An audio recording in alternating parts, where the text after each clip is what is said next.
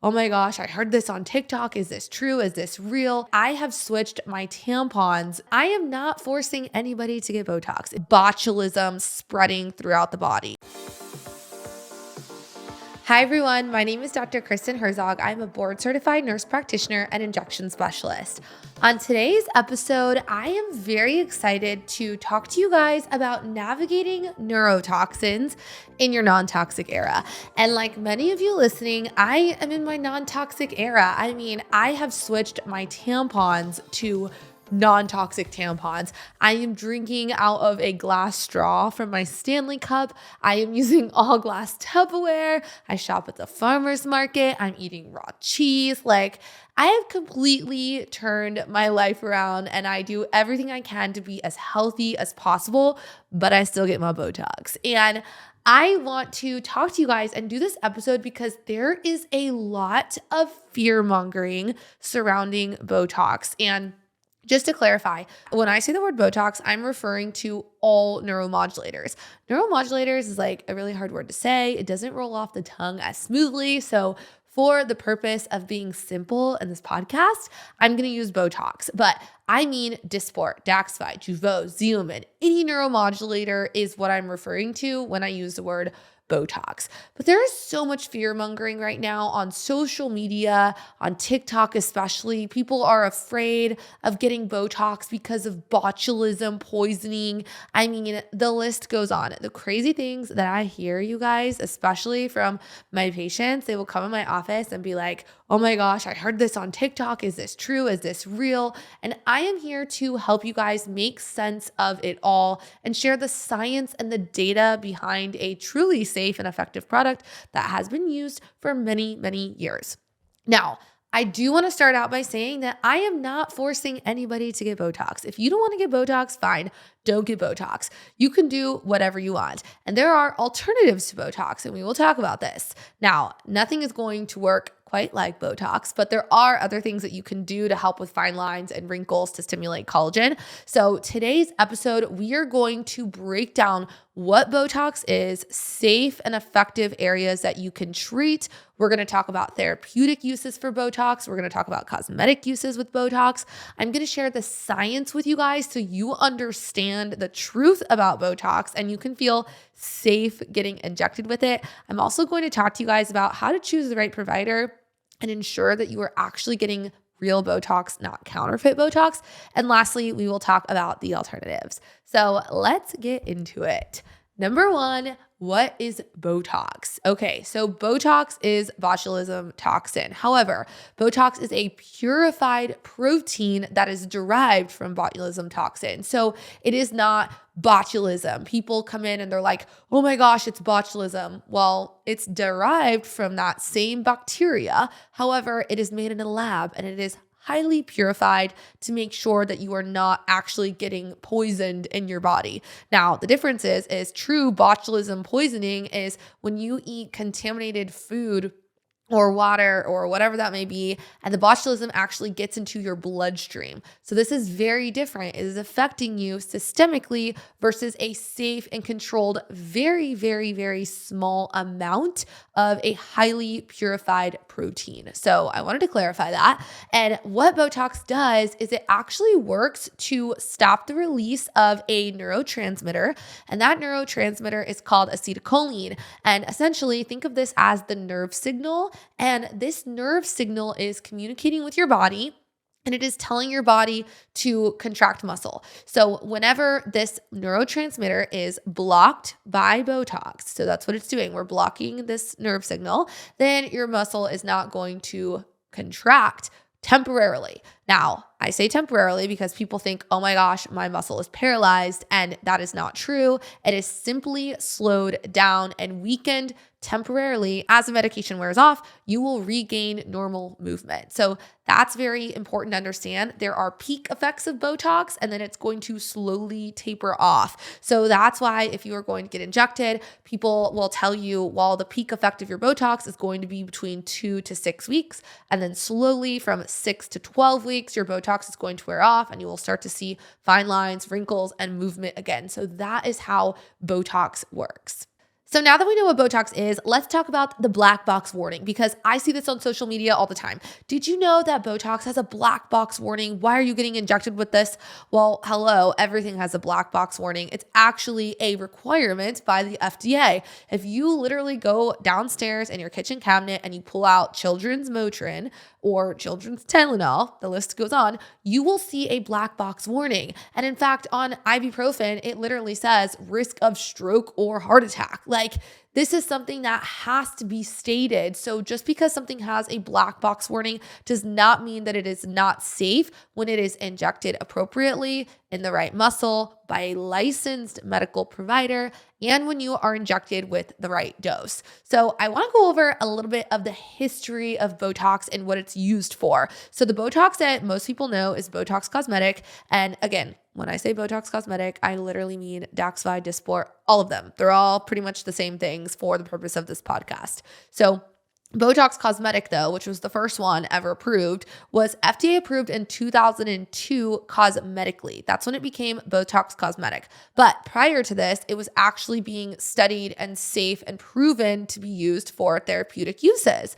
And right now, I believe there are 11 therapeutic uses for Botox, which is pretty freaking awesome. It is used to treat chronic migraines. It is used to treat spasticity in kids in their upper and lower limbs. It is used to treat overactive bladder. It is used to treat excessive sweating.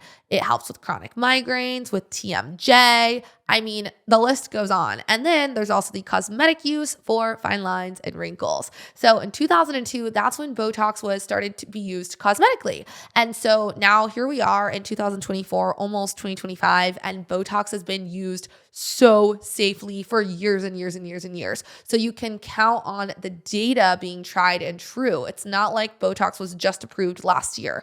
This has been used for a very long time, for over 20 years cosmetically, and even longer than that therapeutically. So I'm going to walk you guys down the timeline so you have a really good idea of what I mean when I'm telling you how safe this product is. So 2002, it gets approved for cosmetic use. Then in 2010, Botox was FDA approved for the use of chronic migraines in children 12 years and older, okay? So it's being used in children to treat chronic migraines. This is huge. And now it's even being used to treat spasticity in the lower and upper limbs. I believe that FDA approval came in 2019. And just to clarify, it doesn't mean that they just started using this in 2019. They did lots of clinical trials. And for those of you listening who are not familiar with clinical trials and what it takes to actually get FDA approved, the process is so long. It is years in the making, like years and years and years. The temple area just got FDA approved recently, and we've been injecting temples for a very long time, but Allergan actually began this research and development and the clinical trials like 10 years ago. So it took 10 years for them to get the FDA approval. That's how much science goes into these products, you guys. So 2019, and that doesn't mean it just started being used, but it was FDA approved for children with spasticity issues. So 400 units is the amount that is injected at one time when kids are being injected with this for spasticity. And this is in children's 2 years to 17 years. So literally babies. And 400 units, you guys. For those of you who are listening and you're like, what is a unit? Please explain this to me. A unit is the form of measurement that we use when we talk about Botox. We refer to Botox in units. So if you picture a Botox vial, a regular standard Botox vial comes in 100 unit doses. So 400 units, 4 vials are injected in one time for kids, and this has been proven to be safe and effective. And in the clinical trials for this, there were over 300 participants. So a very, very large number of participants to ensure that this was truly a safe product. So when we are injecting you for cosmetic purposes, we are not using nearly that amount. In fact, for the most part, we're injecting less than a quarter of that amount, okay? So think about this. The FDA approved dose for Botox in the upper face is 64 units. So we're injecting kids with 400 units at one time, but people are freaking out and wondering if it is safe to be injected with 64 units. Think about that, you guys. This is something that has been tried and true. And if we are injected safely with 400 units in a specific area for children, you can rest assured when you go to a licensed provider and you're being injected in your forehead, your frown lines, or crow's feet, your neck muscles. We now have a platysma band approval actually, which is really cool. I mean, Botox can be used for the entire face. And on average, I'm doing anywhere from 60 to 100, 120 units per patient, depending on the areas that I'm treating. So I am treating Botox cosmetically, and I'm also treating therapeutically. And therapeutically, the dose for migraines is 155 units. So neurologists are injecting ages 12 years and older for chronic migraines with around 155 units. So I hope this brings a little bit of perspective with the dosing with Botox. And according to Botox cosmetic publications and scientific data, there's actually never been a reported case of botulism spreading throughout the body. So that is very important. Now, that is with the FDA approved real Botox by a licensed provider. I don't know what could be happening if you get counterfeit Botox, right? If you go to Mexico and you get a product that's like super cheap and you inject yourself with it, good luck, because that is not a product that has been tested. That is not a product that we can say 100%, yes, this is safe, this is effective. So it's very, very important, you guys, that you are going to licensed providers. That is leading me to my next talk track, because it's very important that you aren't just getting Botox anywhere and that this is a medication. So while I am sitting here telling you guys, yes, this medication is very safe, it does have potential side effects. And those risks are like tenfold when you go to an unlicensed provider who doesn't understand facial anatomy. They don't understand proper injection technique. They also don't have regulated product to be injecting with. So this is very, very important. We need to understand what is being put in our face, and you can't just get this anywhere. You have to be injected by a licensed provider. So how do you know that you're being injected with legit Botox? There are a few things that you can do to ensure that you are getting real effective Botox. Number one, go to a trusted provider. And some of you listening might be like, okay, well, how do I know if this provider is trusted? What can I do? Well, you can actually look up their nursing license. You can look up their medical license. If you are going to see a nurse injector, for example, you can literally log on nurses.com. You can look up Kristen Herzog. You will find my nurse practitioner license. You will find my RN license.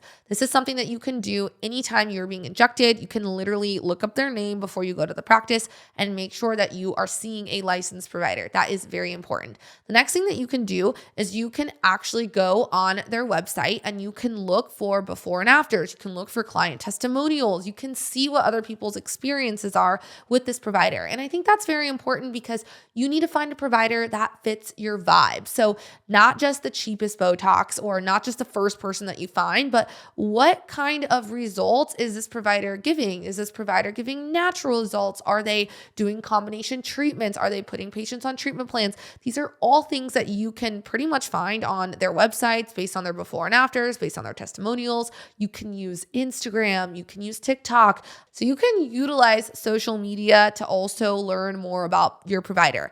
The other thing that you can do is you can actually ask what Botox lot number you are being injected with. So you could literally say, hey, can you show me the Botox vial? And they can literally see this is a legit vial of Botox or Dysport or Xeomin, whatever you're using. And you can write down the lot number. And that lot number can be verified. So you can call Allergan, the maker of Botox. You can call Galderma, the maker of Dysport, and you can literally ask them, hey, is this lot number legit? Is this something that you are producing? And they will tell you yes. So that is a way to check to see if this is safe, if this is a real product, and that you're not being injected with a counterfeit product. So let's talk a little bit about common side effects, because I really wanted to make sure you guys understood Botox is safe and effective. There are tons of clinical data on it. There is actually a safe and FDA approved dose for Botox, and the amount that we are using cosmetically is nowhere near the amount that we are using safely, therapeutically for years and years and years, even on kids at the age of 2. So hopefully you guys feel a little bit better about being dosed with Botox and the safety behind it. But let's say you're listening and you're like, like, well, I still don't want to get Botox. But maybe you're listening and you're like, well, I get Botox, but I want to know what my other options are. So Botox is working on the muscle. And that is very important to understand, because if you have something called dynamic lines, and dynamic lines are lines of expression. And what I mean by that is if you frown, if you raise your eyebrows, if you smile, if you're watching on YouTube right now, you're like, see me making all these crazy faces.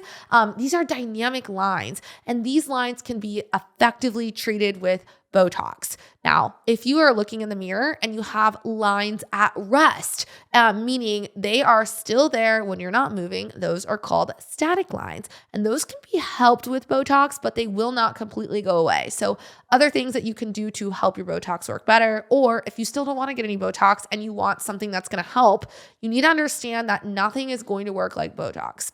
So I have to say it, these wrinkle tapes that you're seeing on TikTok, gua shaing your face all freaking day, all of that stuff is amazing. And if you have the time to do that, awesome. You can do that and it will work for like 10 minutes. It's definitely going to make your face look good temporarily, but nothing except Botox is working on the muscle. So when you see something that says Botox in a bottle better than Botox, it is a lie. 100% it is a lie, because Botox is the only thing that is actually being injected into the muscle. So it is the only thing that can help with dynamic lines, okay?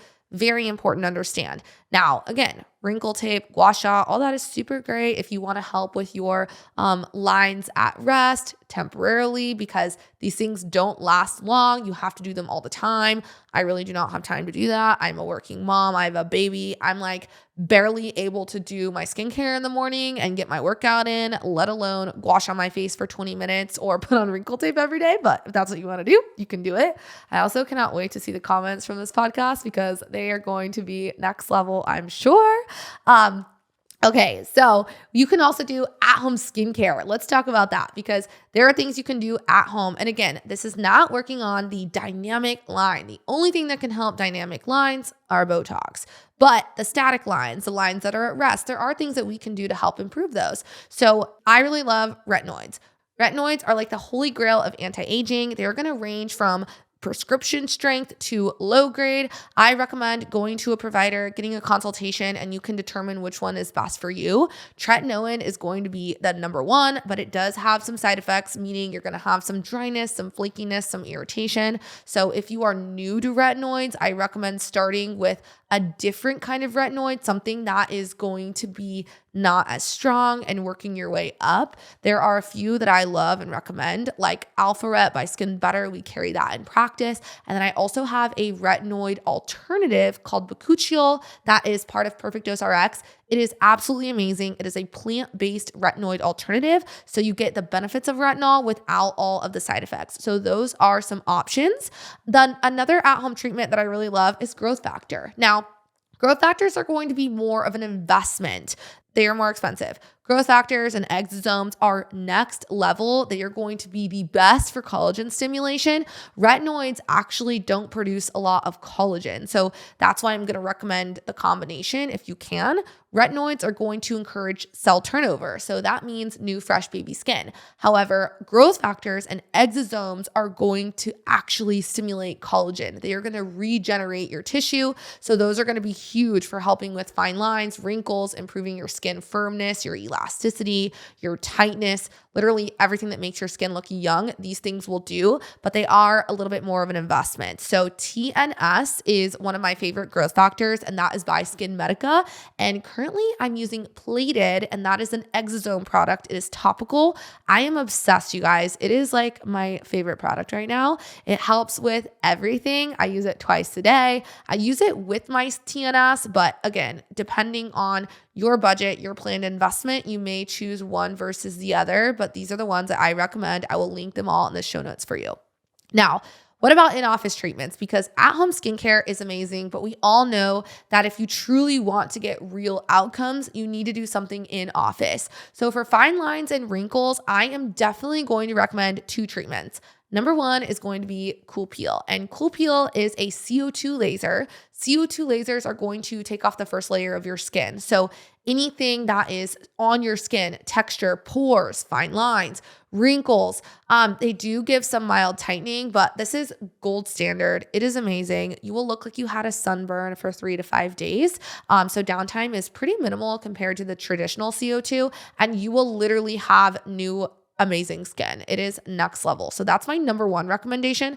My second recommendation for in-office treatment for fine lines and wrinkles is going to be microneedling. But if you've been following me for a long time, you know that I'm not going to recommend just microneedling alone. If you're 20, you can get microneedling alone. But most people that are listening to this podcast and you're like trying to figure out what to do for fine lines and wrinkles, you're older than 20 because you're noticing the lines in the mirror. And as we age, we lose collagen. So of course, in our 20s, we have a ton of collagen. So doing microneedling by itself, it's great because it's creating micro injuries in the skin. And these micro injuries are forcing your body to stimulate its own natural collagen. So think about like if you fall down and you cut your leg and then you get a scab.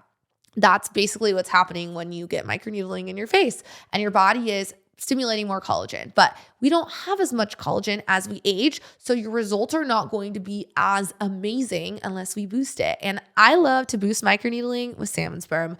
And salmon sperm is next level. It is polynucleotides. There are different brands, different kinds, but the ones that I use are from a company called Nucleoskin. I am obsessed. They have hyaluronic acid, glutathione, and PDRNs. And the PDRNs are going to stimulate collagen, so that's what's going to help regenerate your skin. The glutathione is amazing for hyperpigmentation. It is an antioxidant, so hugely beneficial. And then the hyaluronic acid is going to give a plumping effect. It's going to help smooth out your skin, and it's also going to help your skin texture and softness. But don't you worry, just like the Botox that you're getting cosmetically is highly purified in a lab, the salmon sperm that we are using in office is highly purified, so you're not getting like straight salmon sperm. So to recap, Botox is very safe in the appropriate doses with the right provider. It's super important to understand that when you're choosing a provider, you need to make sure that you're going to a licensed provider. You're not choosing based on price, because if you're choosing on price, you're probably not going to be going to someone that is super experienced. I'm telling you guys, Botox is expensive. It is not cheap. So if it sounds too good to be true, it probably is. You also need to make sure you are checking your lot numbers and doing your research to ensure that you are not getting injected with counterfeit product. This is very, very important. And then also just knowing your dose. You guys, getting dosed with 100 units of Botox is super safe. We are putting 400 units at a time, so every 3 to 4 months in kids with limb spasticity. So it's actually been studied a lot longer than GLPs. GLPs have only been in the market for like 8 to 10 years. That's as long as they've been studied. And people are getting these like nothing. You're not even thinking about it. They're like, oh, it's a peptide, it's safe. But we don't even have a ton of data on these peptides. The data that we do have is great, and I love them. I use them in my practice. I think they are absolutely amazing tool in the toolbox. So I am by no means knocking GLP-1s, but I'm letting you know that Botox has been studied a lot longer, and it is proven to be safe and effective. We have tons more data on Botox than we do with a lot of medications. And then I hope you learned a little bit about alternatives to Botox. Nothing is going to treat your wrinkles like Botox because nothing is going to work on the muscle, but there are things that you can do to help stimulate collagen, tighten your skin. You can boost your Botox results with these. I am all about supercharging your Botox. Or if you are like, you know what, I don't want Botox, Botox isn't for me, you can do these other treatments to help with your fine lines and your wrinkles. So thank you for tuning in to today's episode. Follow me on Patreon if you want to learn more about my protocols in practice, how I'm injecting, and the latest techniques. And you can also follow me on Instagram at The Perfect Dose. I will see you guys next week.